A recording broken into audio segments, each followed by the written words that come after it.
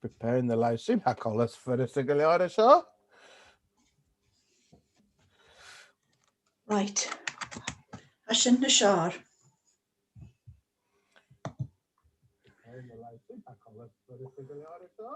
Oh.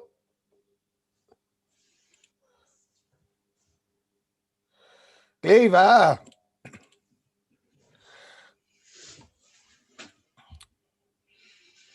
So, Hashin, you're at YouTube. So, if you are watching us on YouTube, welcome. We're just going to do a bit of admin bits and bobs. We've got a throwback each, as we call it in Gaelic. Throwback. Throwback is the most important part of any literary event, I think, particularly in the era of Zoom. And I'm just going to let the participants in. Here they all are. There's a few.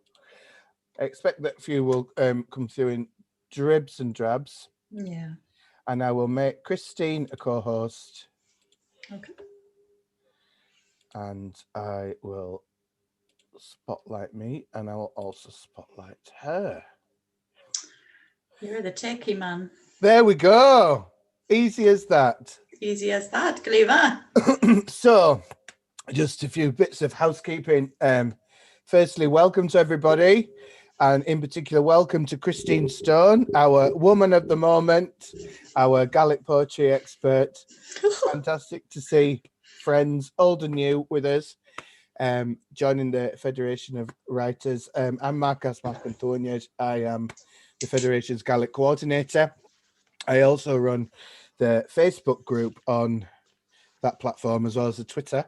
So if you are new to writing, or if you are looking for opportunities to take your writing in new directions, do check out our website and our Facebook page and our Twitter feed for some fantastic opportunities. This is the first in a series of events introducing members to Gaelic literature. And was supported by an anonymous benefactor who doesn't want to be named, but we are grateful to for their financial support, which has allowed us to give our guest speakers a small honorarium. It's very strange for me to be speaking to you in English, Christine. It is indeed. It's unusual. And we did that earlier in the week where we wrote to each other on Messenger in English, and it was just so odd. I thought there is something very unusual here.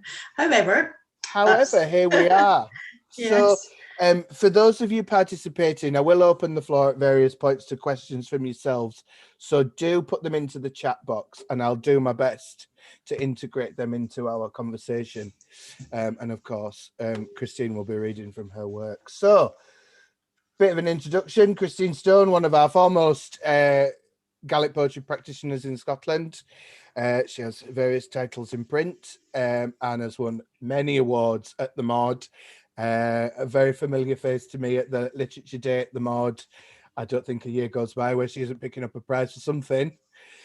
You're extremely prolific with your writing, based originally from the Isle of Lewis, but now based up in Caithness.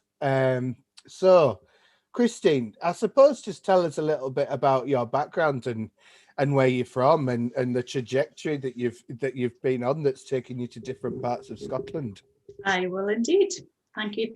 So first of all, I'd really like to thank you, Marcus, for the opportunity, because an opportunity is something to be grasped, and I'll speak a little more about that later on as part of my presentation today. So to begin with, I'd just like to say a little bit about myself. To begin with, I'm not one who's I don't promote myself, if you like, in those terms. And so to hear you, Marcus, it's a little bit of a mix for me. I'm so thankful, and I'm glad for the gifts that I've been given. But also it's like, I don't want it to be like, hey, look at me. Do you know, it's somewhere in between there. And my pleasure is in the writing. It's not in the accolade, if you like. It's not in the limelight. It's in the pure pleasure of writing. So a little bit about myself. So to begin with, before I married, I was Christine Stone, Christine MacDonald, Cairistìona Oil. I came and still belong to the wonderful Isle of Lewis, although I don't live there anymore. It is, of course, home. In that special way, that wherever we wander, wherever we roam, the place of our birth is always home. In terms of growing up, I was really, really privileged to grow up in a family where there was lots of hustle and bustle, there was lots going on. Our grandmother stayed with us, my uncle stayed with us, my parents, we had a large family, we were a crofting family, and in that respect, there was never a dull moment. But the thing is that there was always room for these aesthetics. The aesthetics were part and parcel of our lives. So my mother at a young age would train each one of us for the mod, the local mod. I sang my first solo when I was just 5 and learn and recite poetry from memory.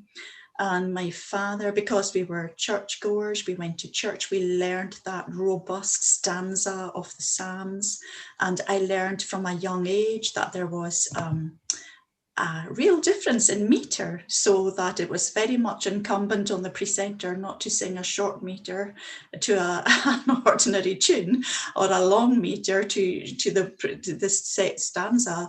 Otherwise, there would be a mix of, I've actually run out of words for the tune, of I run out of tune for the words. So very early on, I had an understanding of meter and of stanza and of the robustness of traditional verse.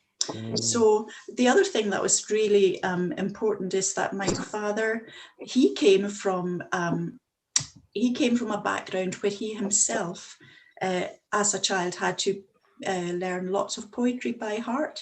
So that as children, we would hear him and he would recite to us things like this.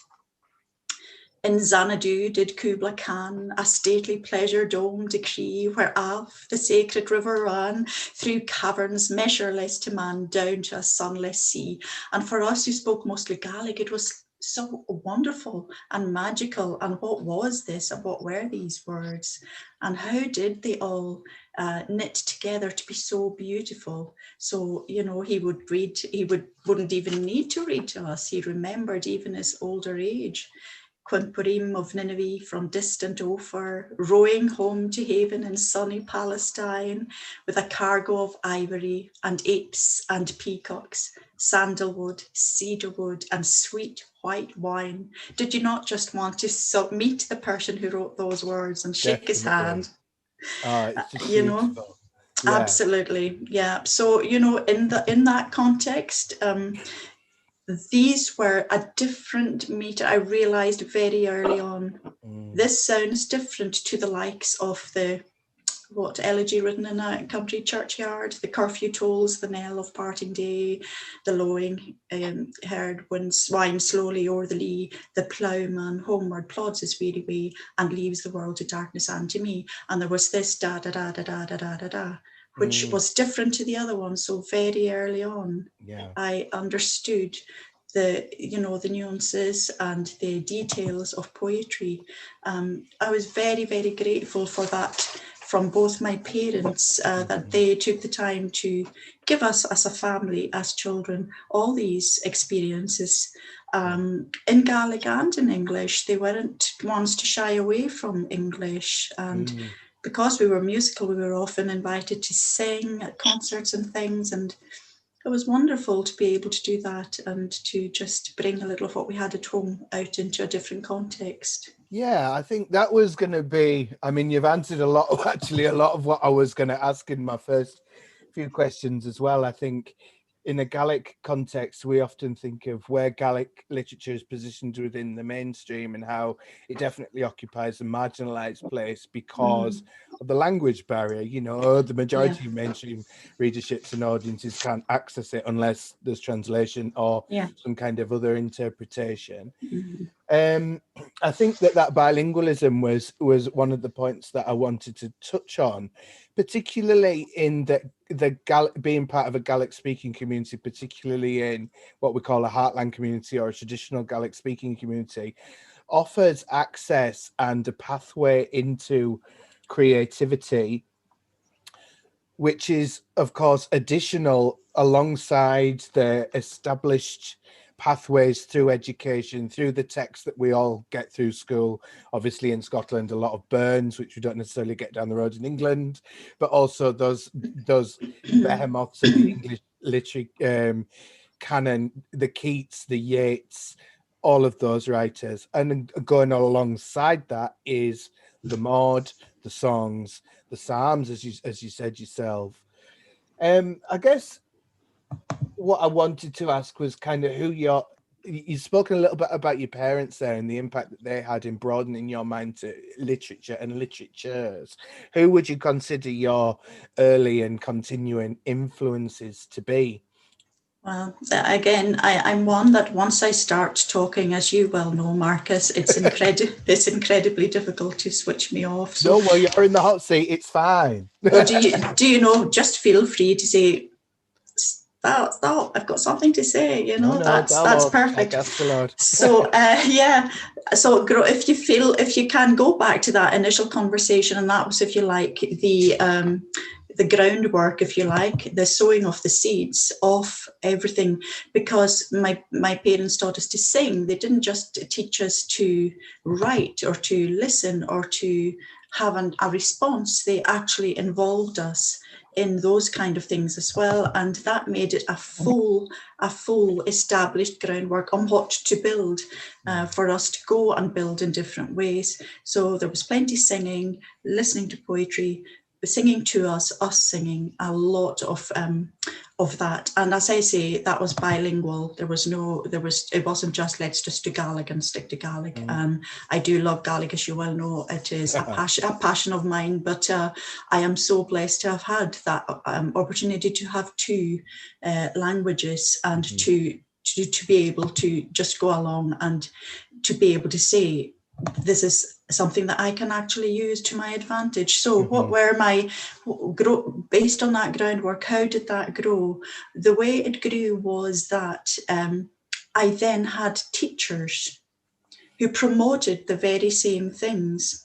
So it was like a little dust ball began to gather, it began to grow, it began to just flourish in different ways. One of my teachers who taught Gaelic, a Mr. MacLeod from Tulsa, was influential because he always encouraged me. I can still hear him saying to me, "Siúd the Cairistìona." And it's only 3 little words, and it just means, come on, Christine.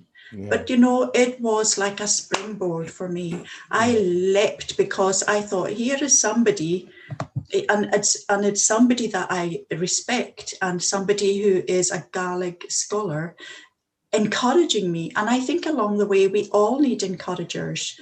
And I'm here to encourage you today. And I'll speak a little bit about that later on, what my view of how to encourage somebody who's just a little intrepid and who's wondering, well, that's all right for you. You sound like you've got the whole thing sewn up. Well, no, that's not true. I don't think we ever get to that point where we're like, hey, look at me and listen to my poetry. No, it's a work in progress, but it's also something that is really engaging. So yes, going back to Mr. MacLeod, I needed that gentleman in my life as my teacher and as someone who would say, "Siúd the Cairistìona," and that to me was just an incredible encouragement. And at one time he presented me with this book. So when you ask about what were the influences, yeah, of course, in Teine Giaber. So this is a collection of poetry by Murdo Macfarlane, the Melbost bard. And I love it for lots of reasons, but mostly because it's got his name in it. Oh, amazing. And it's got his name in it in his own writing. And I love this book because when you say what was an early influence, without a doubt, this book was. Because how does it work that we enjoy a book? What does it do for us? It encourages us to explore the possibilities of all that we read within it. It enjoys us to explore the contexts, to get an understanding of where Murdo MacFarlane was coming from when he wrote all these amazing pieces of work. And I treasure this book, and I keep going back to this book. And a lot of the poetry is singable. Yeah. And that's also good because we, as I said at the beginning, we were encouraged to sing from a young age, and so to be able to realize, oh, there's poetry that you can sing. There's poetry that's specific, that can be turned because of the meter and the rhyme and so forth. The structure of it means we can sing it. Again, I'll speak a bit about that later on, but that was a fundamental springboard for me. So if you like, home did the groundwork, school offered me that springboard because I had that one gentleman who really encouraged me, and I really benefited from that so much. And that's a fundamental point that I wanted to make today, that we all need that one person, even just one person, to do that for us. Oh, good stuff. I think just to take a step back, just for our friends that are kind of out with the Gaelic community, I mean, a lot of the people with us today are singers and learners and speakers of the language themselves, which is great to see.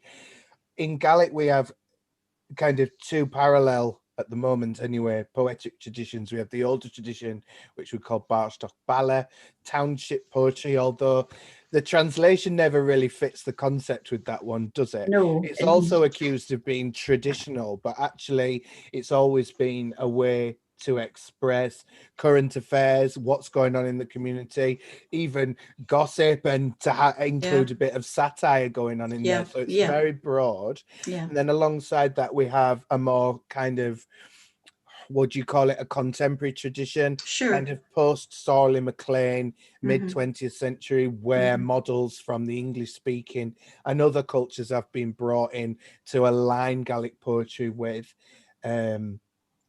what's happening in other countries, particularly in the English-speaking world.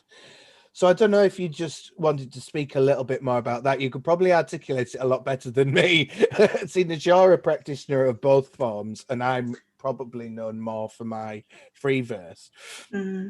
Well, Marcus, I admire your work, and I think that you yourself, I wanted to make that the final point of the last little bit we spoke of.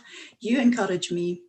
And I do want to thank you for that, because we all need someone like that in our lives to be that signpost to, come on, you shoot the Cairistìona, a different voice, repeating that same thing throughout our lives, so that we have that impetus that allows us to think, you're somebody else who believes in me. So I did want to thank you personally for that today. Well, I want to thank you because you encouraged me too. Well, it's a bit of a two-way street, and isn't that the way it should be? And it should be that for all of us. So when you get an encouragement, give one back. That's a good idea. So Bàrdachd baile. Well, we have a huge and a varied collection of Highland and Island village poets. People, they recorded and they preserved particular incidents, so they were small or large, from their own communities, and they set those down mostly in traditional verse, and they took that time to retell and capture personal and community experiences. So, there's all kinds of things written in there. There's tragedy, there's love,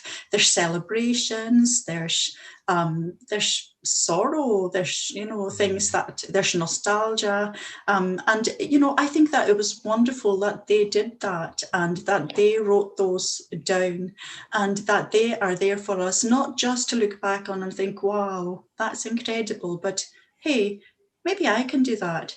I might not be a bard, in any ballet, but I'm a bard ballet in my choir, in my kosher. So I might write a poem for my friend Pat when he had an issue with his teeth at the Mod in Open, and that is a little incident that is forever preserved in a poetic form. That kind of idea. And we have we have loads of illustrations of people who were incredibly great poets in terms of being a bard baile as well. They just were able to, if you like, go between the two. And there is that sort of thought out there, oh, you can't call such and such a bard baile because he wrote so widely and wrote such big epic poems and wrote extensively about the war and things like that. But nevertheless, when they recorded things from their locality, whether it be about people or nature or an incident or a celebration,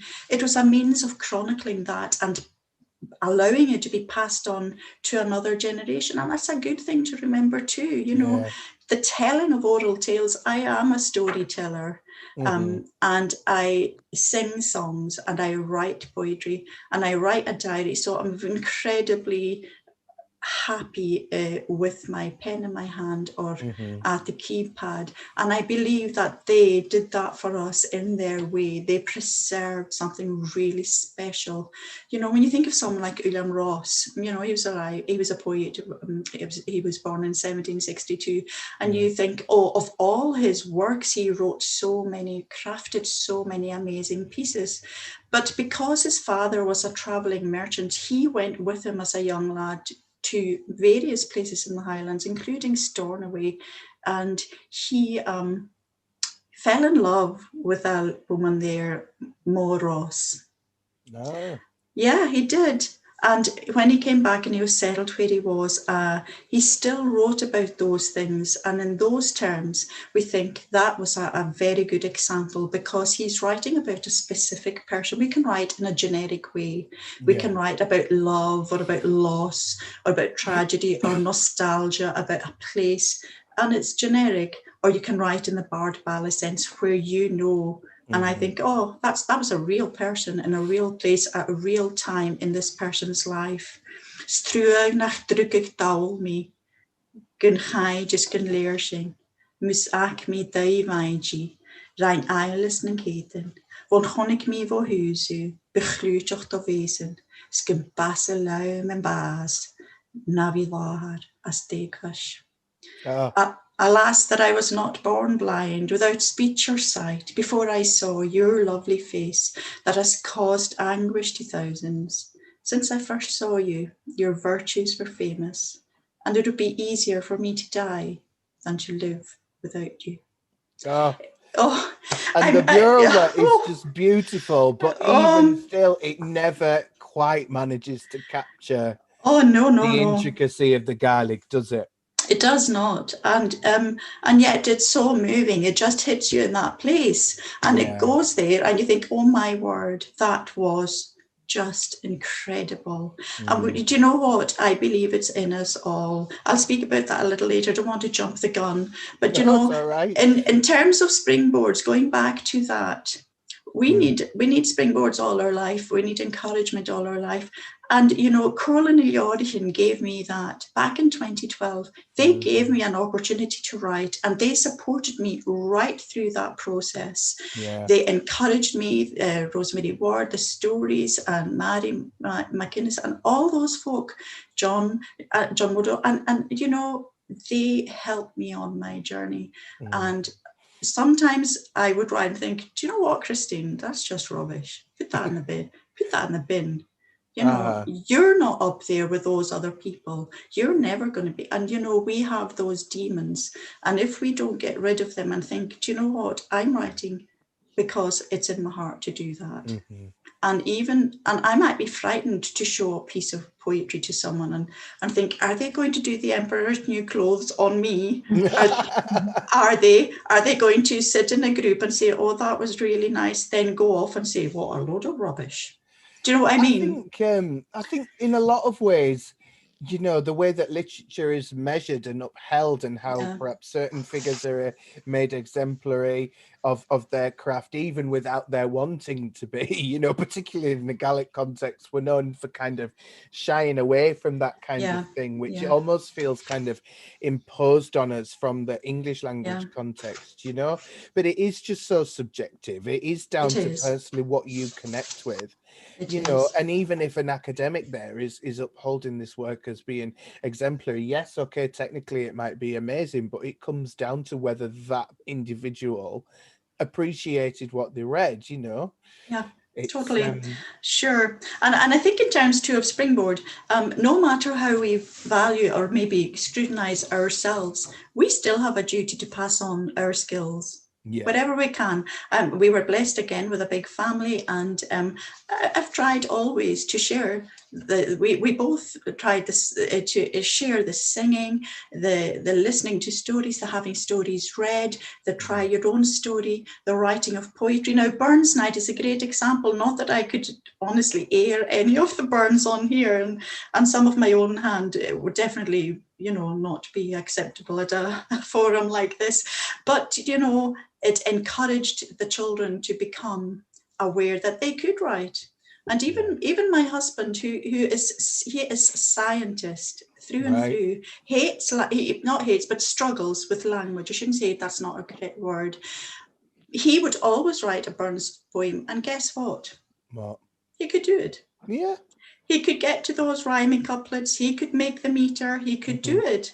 And then there was a certain pride, and you know what? I can do it. And to everyone listening, you can also do that. You can be equipped, because the last thing that we can say to ourselves is, I can't do it, because that's when we've already given up. And there is a Gaelic phrase, she upper la toshachi. So it's any accomplishment needs a beginning. Yeah. And a day's work needs a start. Yeah. So, it's worth remembering that as well. It is. And it's incumbent on me to say that, just as Con and Yorican supported you in your writing, they have consistently supported me too. Yeah. And, Rosemary Ward in particular, who at the time was the head of the organization, I sent a manuscript of work that I would have liked to have been published. She put me in a mentorship program alongside Martin McIntyre, who's another great poet that I hope will be, and novelist, of course, that I hope we'll be able to have for one of these sessions at some point as well. The opportunities are out there. Particularly in a Gaelic context, you might presume that certain doors are closed to you, but actually, I don't think, and indeed in comparison to English language opportunities, yes, they are lesser because we are a minority community, but still, the opportunities are out there if you have a good idea. Just put it forward, particularly to Colin and Yorican, but also through the new writers scheme with the Scottish Book Trust. They are out there. We've got a couple of questions here. Margaret is asking, could we expand a little on the features of traditional Gaelic verse? So I guess we kind of spoke about it in terms of themes and its function. Perhaps a little bit on the meter of it. Yeah, so the meter is very robust. That's how I would always set it out in my own mind. If I'm going to approach a piece of poetry, I don't think, oh, well, I'll just put it down and, who knows what might come out, I think it'd be wonderful. No, if you have free verse or contemporary style in mind, that's great. You can actually go to a certain different pattern. So when I write poetry, if I'm doing free verse, I center my work because it looks free in the way that it appears on the document. If I'm doing contemporary traditional verse, I block it to the left. I just align it to the left, and that keeps it. And so the free verse looks free, but the traditional verse looks traditional. So what makes a traditional verse? What makes it traditional is it keeps that tense rhythm throughout. It keeps the structure. The stanza is there. It's robust. It doesn't deviate. It doesn't allow you to put one extra part in there, because as soon as you put that in, it tips the apple cart over. So, you could have something like, let me just have a wee look at, here's a verse in Gaelic. It's about To the Fallen. It's a war song, which I composed back about 10 years ago. Right. So, Gaunt Jagaskich, To the Fallen. Stubehe fosglug, Geraklish and Anaming, Snalan Kahe, Nochrioch Brist, Se Rebe Ochele and Kuli Vasovasoch,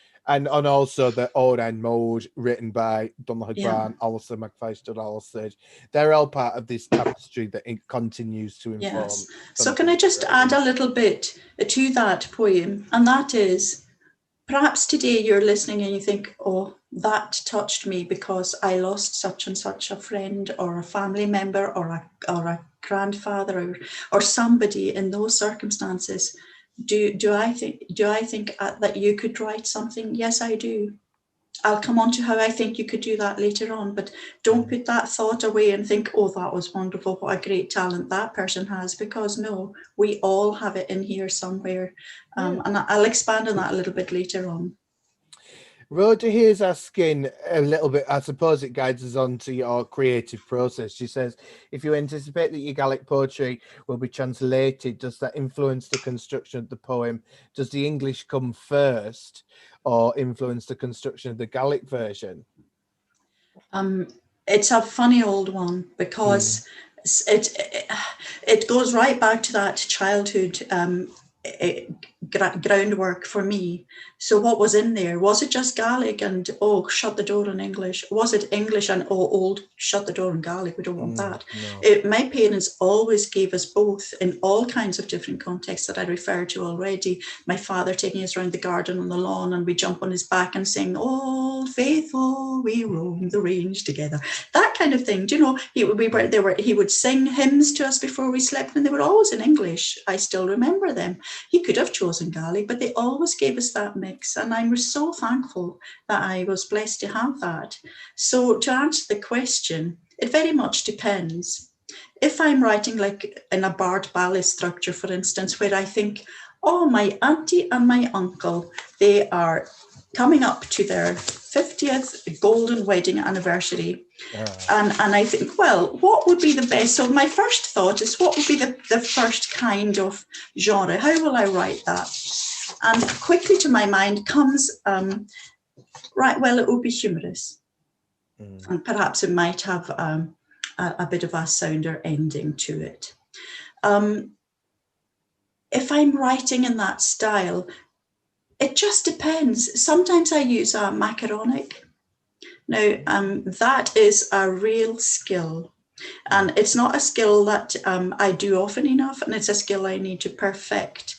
But a macaronic is a really handy little idea if you want to do that whole mix thing.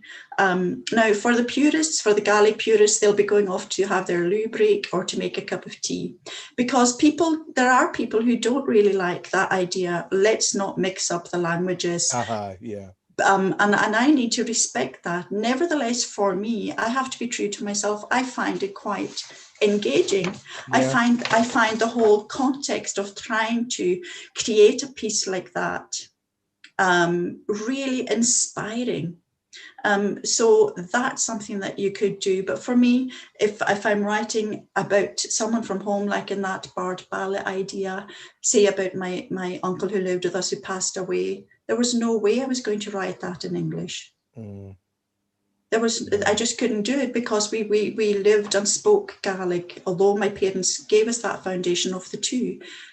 For me to actually even speak to them in English would have been rather odd. Why are you speaking to me in English? Yeah. However, I look back and think, how amazing were they? They gave us both, but they kept the firm grasp on Gaelic.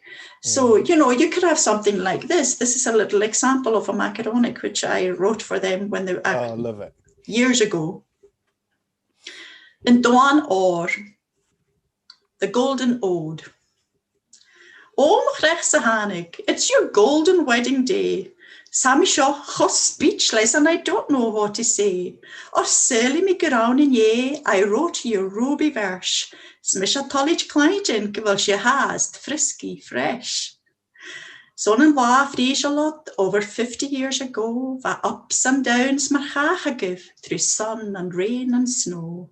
Sin wa va shit the foshu, smiling sweetly at each other. Harofatig is in Roshunar, father and a mother. In Toshoch, Picky Maddy Chod, with Canyoch next in line, and then along came Kirstak Vans, Vaholkal just fine. So Norshan Eching, Agis Morochig, all handsome as could be, Faz and Art of Kova, just a happy family. Hina, I love you very much. But I'm longing for your touch. Shoot, skrib me graim, ha tachisharam, and Osha, by the way, mahabon at gul I'd love a cup and tea. Vorrochi mo grag orst Assassina and reply, Rutse me gu Teine girl, you're the apple of my eye. Sikele Teine frocka shaw, put on specially for you. Sne grigaken, anazers, only £9.52. Ha usinkoni arling, well I think so anyway. Oh, thank you very much, Ashish. Sish slupprich the tea. Ach singa doyle, aren't we? Sad kwad the hele. Chagoing sifirele, shag, schagoy, mishe, chele. And so we've come along the road to Faravel Shingenish, Cove and Grain Hulig, show them hearty, lish gach dish. Nach Shingen you have first and noch less celebration grand, with family gathered cothering, slip biag is joch to hand. Share me and we converay for just a little while.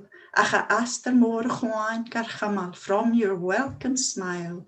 Ach, can we say with all our heart from Clachan, young and old, what you mean gain Ullin Shaw is more precious than that gold. So, Hashawachin the Dorok from us in our mainland town. Many congratulations, Gaiv, Narjis, as you wear your golden crown. Pianach Yevi man arrive on this day and always. Let tar more girl to both of you on your golden wedding day. Hey. So there you have a little example of a macaronic that works really, really well. And I think very much that people, especially in the Gaelic world, there's a certain sort of slipping into that sometimes happen, where we the two blend, come together, and also it's in part due to lazy Gaelic. Sometimes it's easier to find an easy English word than to strive to always have the right Gaelic word. So macaronics have their place, but for me it's pure Gaelic or pure English. I'm usually led by the Gaelic, I must say, and then I sometimes take that extra challenge to translate a piece, and then I choose to translate that piece into free verse with that shape, or as you heard with the war song, to translate it into traditional verse. Interesting. So there is a school of thought when it comes to translation. I know that poets such as Niall O'Gallagher, for example, refuses to do it, has latterly got the poet Deborah Moffat to translate his work into English. A lot of academics, they don't really like the idea of the poets themselves translating into English, feeling that the Gaelic original ceases to stand on its own as an independent piece of literature. I just wondered about your approach to that. You told us a little bit about it, mainly that it depends on the situation, but in terms of that inclusivity or not, what are your feelings on that? My feelings are that my poetry is mine. And so I can choose what I do with it, and it is a bit like the emperor's new clothes. If we get too hung up on what other people might think, or what the norms are, or what is right or what is wrong, or what should we do within this context, then we've lost a piece of ourselves, because we're already saying, actually, my ability to do what I do depends on what other people think of me and think of my work. So for me, I leave most of my pieces on, and they're not translated, but sometimes I just get that notion to challenge myself and to translate my own piece, take it to another level, translate it into English, create another macaronic or something like that. But there is a purity within retaining the poem in the Gaelic and in the original language, and to whatever style that you have chosen to go to, whatever style that is. But for me, I'm more aware that I have ownership of that. And so the ownership remains with me, and I shouldn't really be swayed by what other people think. If someone said, you know, that Macaronig you just read, well, I just didn't enjoy it at all. I don't really mind, because it's my work and I'm happy with it and I enjoyed, and it made them. The thing that is key for me is these poems that I've written, a number of them had recipients. And there's a big difference. If you write for yourself, there is clearly that, well, I just enjoyed that and that was wonderful.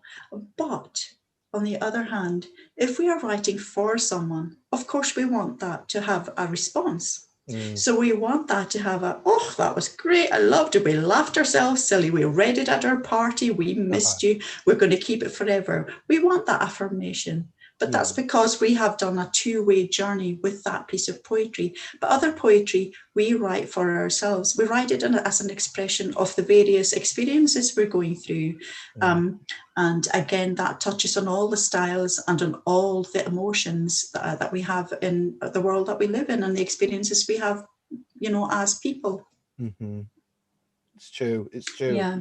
And, you know, and once you, whether it's a piece of poetry that ends up being sung, or it gets arranged for a choir, or it gets printed in a magazine or in a book or online, once it's out there into the world, you're the originator of the piece, but you can never regiment the response from readerships and audiences. Then they become participants in the process, and it in some ways it belongs to them as much as it does to you. Yeah, I mean, and I'm not sort of, it's not a prescriptive thing. I'm not saying, like, you know, you're brave enough to read a poem and someone says, well, that wasn't very good, and your response is, well, you're ugly. I don't mean that. That would be my response. I don't mean that. I don't mean that at all. Let's not do that. Let's just appreciate that not everybody likes poetry. Not everybody understands it. Not everybody gets it. It's like my husband saying to me, can I show you this great thing I found out about molecules? I'm like, no. But why on earth? I don't have the least bit interest in science. I appreciate that. I appreciate that I can free myself up, and hopefully today free others up to think, yeah, I'm going to do that. I'm going to be brave enough. And you know what, that lady, Christine Stone, I'm going to actually get in touch with her, and I'm going to send her my poetry, and she's going to be my encourager, and I'm going to help, and she's going to help me to become that person who explores what the possibilities are for me. And I'm happy to do that, because, you know, I got a good groundwork, but I understand and realize and appreciate that not everybody did. Yeah. Oh, that's very kind. That's lovely. What was the other thing? Oh, I was going to talk about that kind of blending and that bringing together, and also interpreting an idea or a narrative through different genres. So obviously you're known in a lot of ways for your poetry. You also published Sa Bhùth and Teine, which is it was a fascinating volume for me, in that there were aspects of it that were very poetic, other aspects that were more like short story, but then it was grounded in your own life experience, but also Beal Laddish, the folklore tradition that we have. Do you want to tell us a little bit more about it? Sure, I do, yeah. So I was very blessed to grow up, as I say, in that family. But my parents, as well as running a very busy croft, my father was a sub-postmaster in the district of Back. And so my mother set up shop in the same place and brought in everything. Honestly, you could go in there and say, have you got, I don't know, a bag of nails? Yes. Have you got a pair of slippers? Yes. Have you everything? Yeah, your tin of beans? Yes. Have you got cremola foam? Yes. It was that kind of shop. Yeah. And all of us children, we helped our parents out there from time to time. But, you know, that post office was a gathering place. It was a meeting place. It was a place where people came in.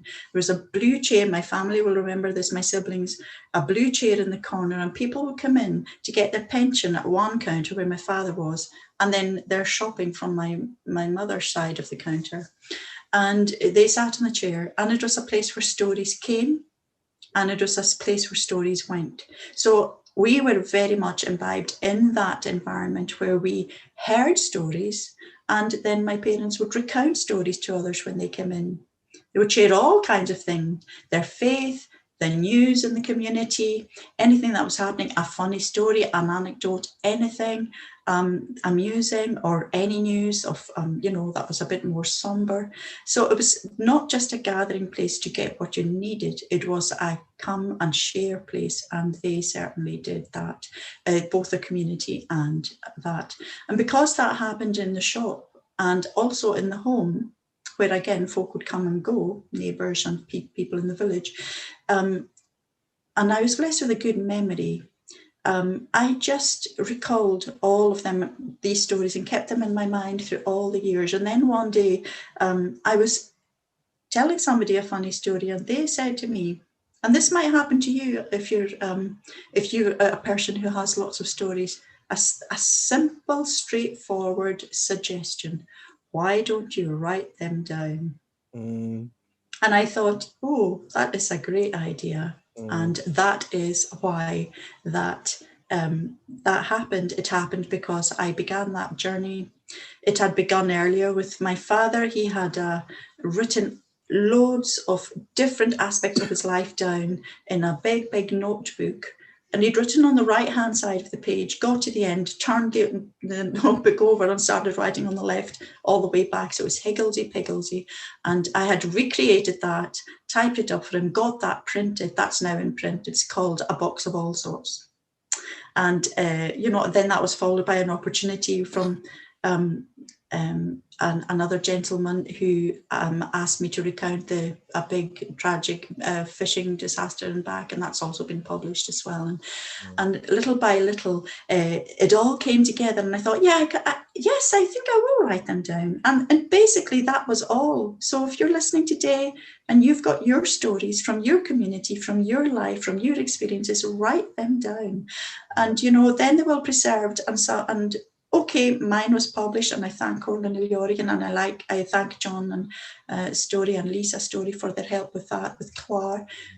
But you know what? Even if it is only your family that will read those stories, that is an actual precious, precious gift that you are leaving behind for them. So never think, well, I'm not doing that because who's going to publish my stories, about finding a dead mouse one day or swallowing a worm or whatever, hitting a spider with a slipper. But the point is, it will be there then. It will become part of your family as they move on with those stories, and they will then pass them on. So never think you're not worthy. Never think you're not worth it. Never think your stories aren't good enough, because my goodness, they are. And they are worth preserving. And someone in your line somewhere will thank you for that. Yeah. And it's well worth it. So I would recommend that to you. I'm glad you said that, because that's one of the things I love most about you, is that you really empower. I mean, it comes from your background as an educator, but you really empower people to take pride in their own self, in their own creativity, but also in the local, in Gaeldom, historically, and still even today, this, in some quarters, not all, this derision, this looking down, this belief that the local isn't of interest within the mainstream.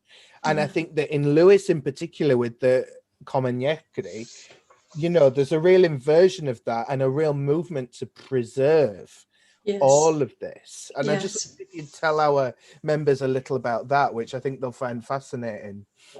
I think it's incumbent on all of us to do what preservation we can, because again, that was something that I learned from my parents. My mother would teach us our Gaelic songs and our poems, and we would learn bits from the Bible for our Sunday school and so forth. And we were always learning and putting stuff down in our minds. And that's all very well, and it was wonderful, and I'm so thankful for it. But if all you do is keep it in there, it is like an amazing gift that you have been given, and you're saying, oh, this is great. I'm so glad I have this.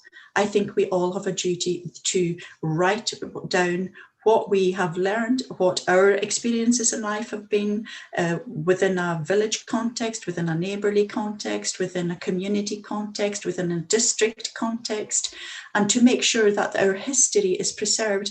And harsh though it may be, I can hear that, sometimes I say to myself, well, that's somebody else's job. I'm too busy. I've got some, don't you know how much I do, or whatever. But no, the ideal is that we all try and grab a treasure, get it down and give it to that, and whichever, you know, district you're in, or whichever society you belong to, or whichever community you're in who are preserving history, then you've put your little bit in, and together all the little bits create that preserved and that preservation of history. And I think it's great if we can do that. And again, it's a fascinating journey, because not only do we then share, but we receive other people's preserved history. And so it becomes this beautiful united thing, if you like. And so if you're out there and listening, yeah, think about how you might be able to do that. How can you contribute to your own the preservation of your own history, at whatever level that you might find that to be, you know. And it can be recorded and preserved in a variety of different styles and ways. So don't be, if you like, constrained by thinking I have to do it in this way. Do it in the way that is best for you. I'm aware that there are 28 or something quite things in the chat, which I obviously can't read and answer. It's all positive affirmations, people telling you how inspiring they're finding what you've said, and just, you know, adding in their own experiences, how they all chime with a lot of what you're saying, you know. So that's great, because that's really what I want to do today. I want to leave everyone empowered, and that is part of what I do, and it's a gift. And I think, again, going back to that groundwork and that springboard, and, you know, my parents did it for me. My school teacher did it for me. My family gave that to me. I gave that to my family. I take that out into the world. I receive from the world, and I'm part of that. It's not led, if you like, but it's shared. It's shared and acquired, and all of those things work, you know. And I think that we can sometimes do that even with something as simple as you know, writing down our thoughts. And to that end, I just want to say, here's what I think you could do. So I know that there are folk listening in who think, I can never be a poet. I could never sit there and recite what you have just done. But, you know, I think it is in us all. So, you know, I once heard somebody saying, do you know, Christine, when I finish a piece of poetry, sometimes it's so deep, I don't understand it myself. Now, to me, I'm like, well, what's that about? But I understand, well, that's where that person is. That's where they want to leave their poetry. If I don't understand my own poetry, I'm not happy bunny. I'll tell you now. I'll go back and take it apart.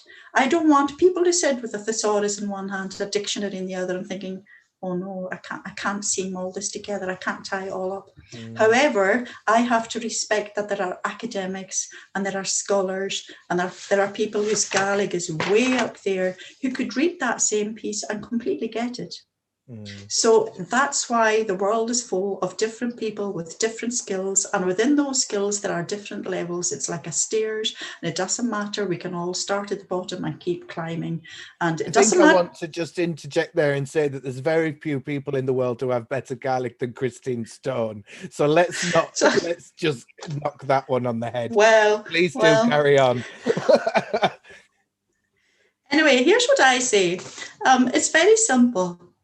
We all, you know, if we are blessed to be able to go out walking, take in your pocket a notebook and a pen. And if you have your phone, take that with you. But not everybody has or likes a phone, and some people don't like to interfere with nature or whatever their walk if they're out and their phone is pinging.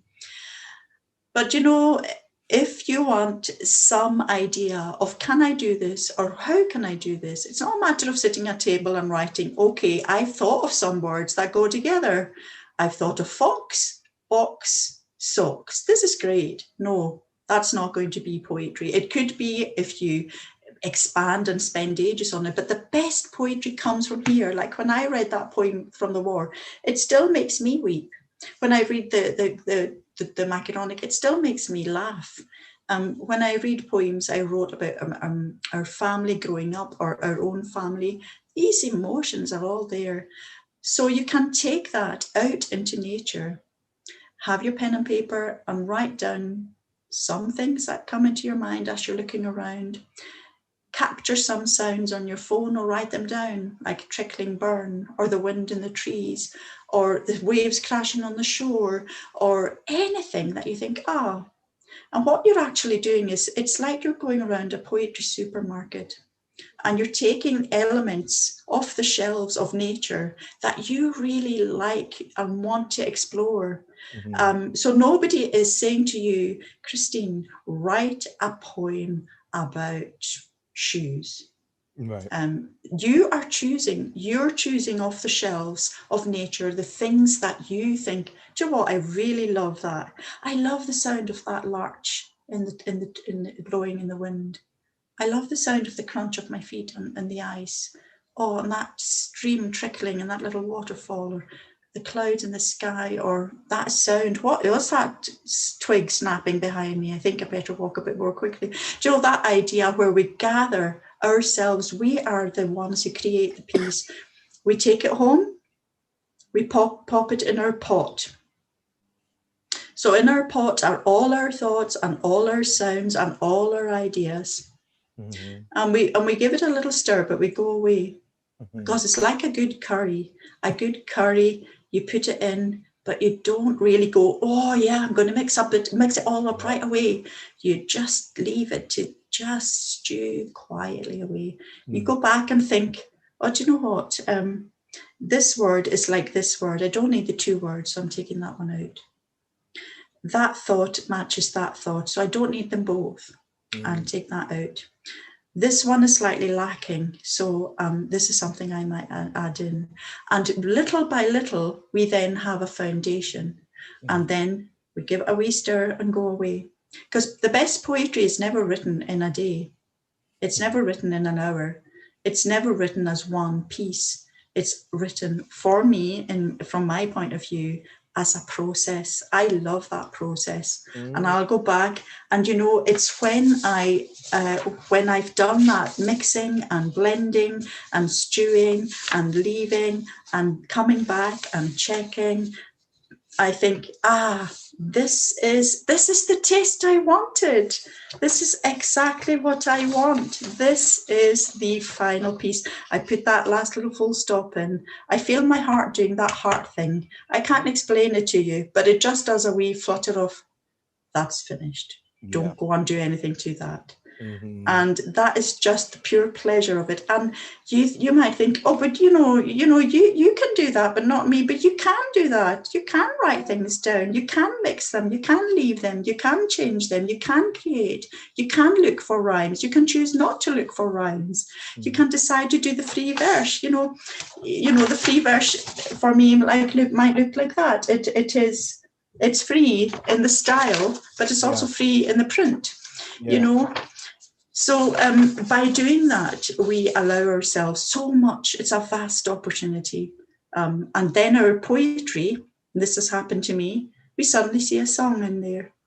We suddenly see, going back to the traditional verse that person was asking about, we think, oh, hang on a minute, this is actually can be a song.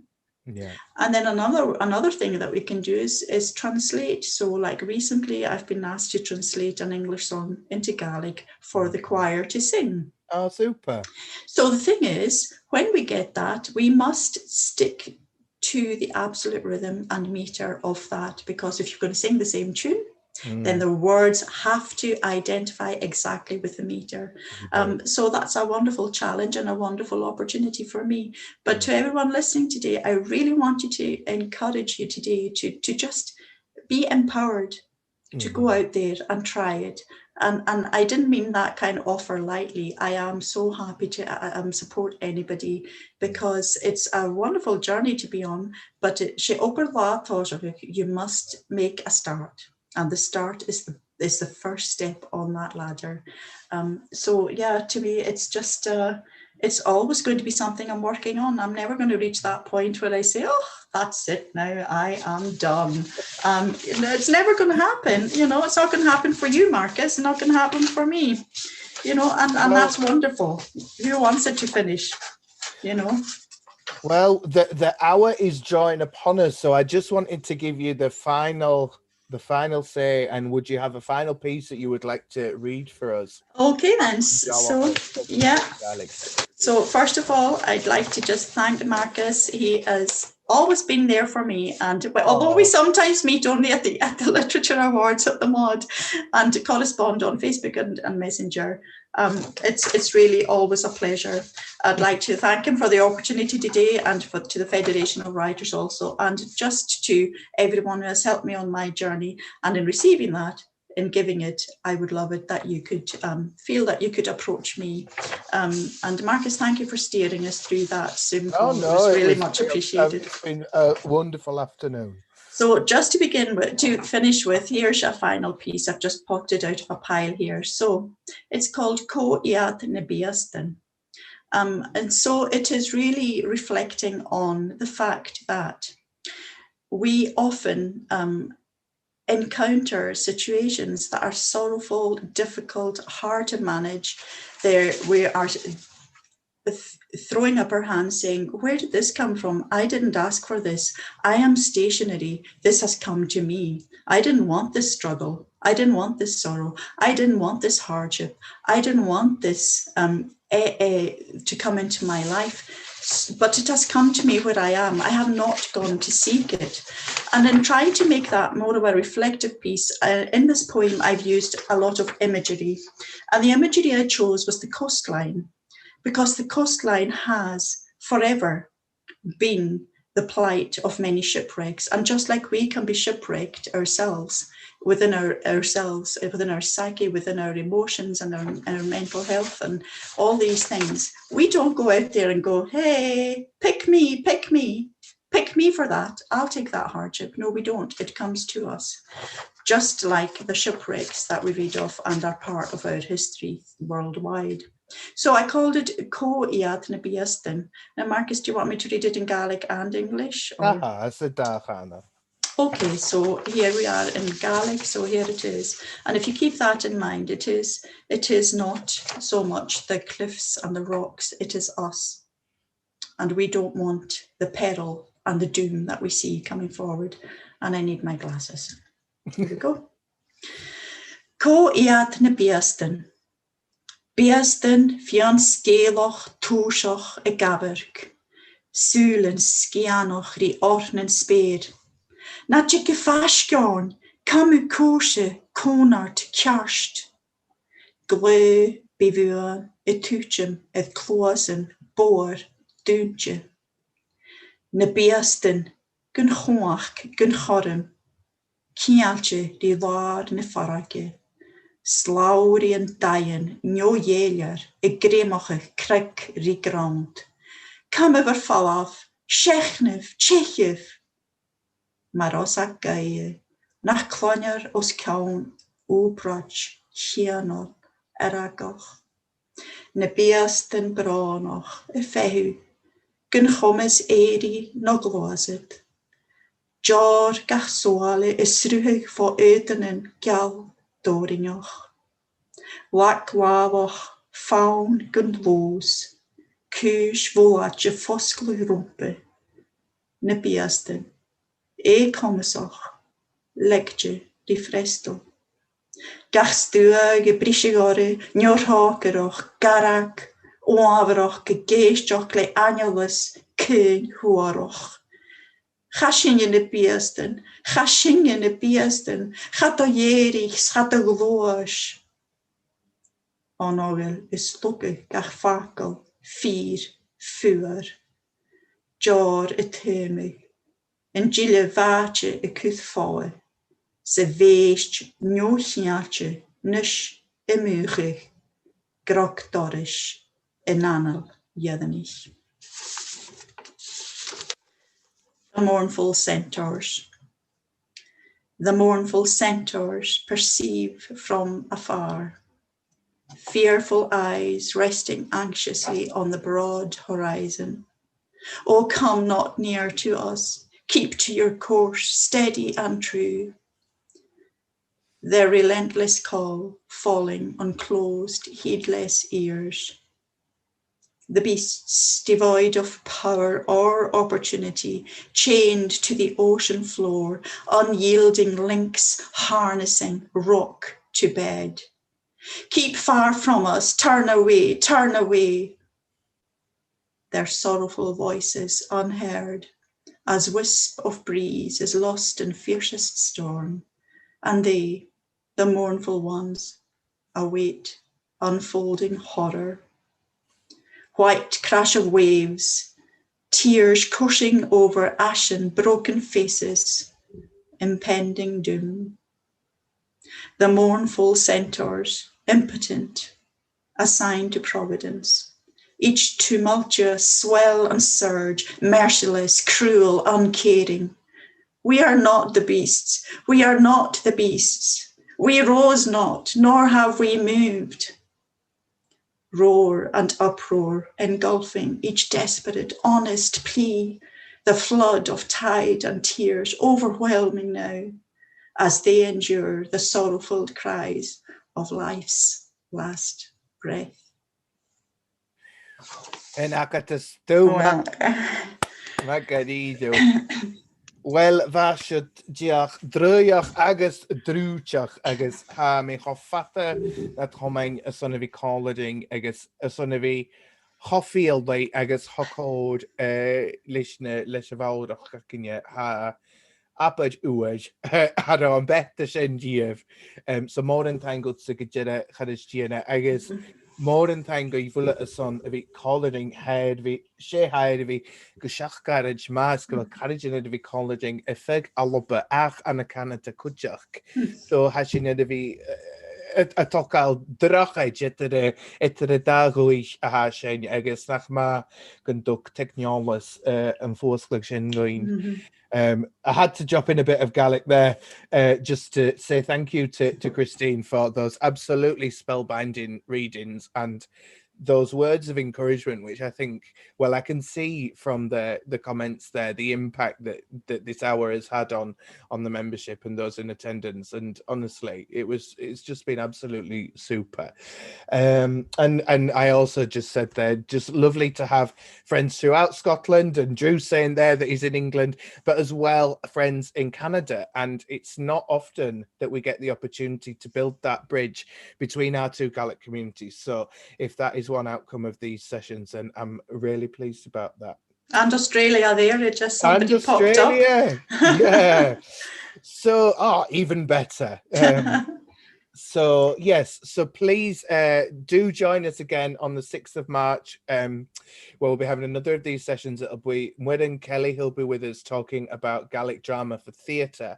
And for those of you interested in drama, we'll have another session with a fellow Liosoch, Darlena McLennan, talking about drama for radio. Lovely. And do have a look at all the events that we've got planned, because the talent that I've managed to get on board for this is just spectacular. I'm absolutely thrilled. So thank you again all for joining us, and many thanks to you, Christine, for your generosity. Thank you. Thank you to everybody who took time out today and who thought it worthwhile to take an hour out of their Saturday to come and join with us. And it's been a real privilege and an honour, and I'm always thankful for these occasions. I'm thankful to God for his gifts to me. I'm thankful to Marcus for the opportunities, and to everybody who has helped me and assisted me on my journey. And if I've helped even one person to do that today, then I'm really happy about that. So thank you very much. Tapalai vule. Oh, tapalai gajera. Well, Hodovanada agus be of salvage agus he shin shiv and count kalachieg. All right. Cheery mata.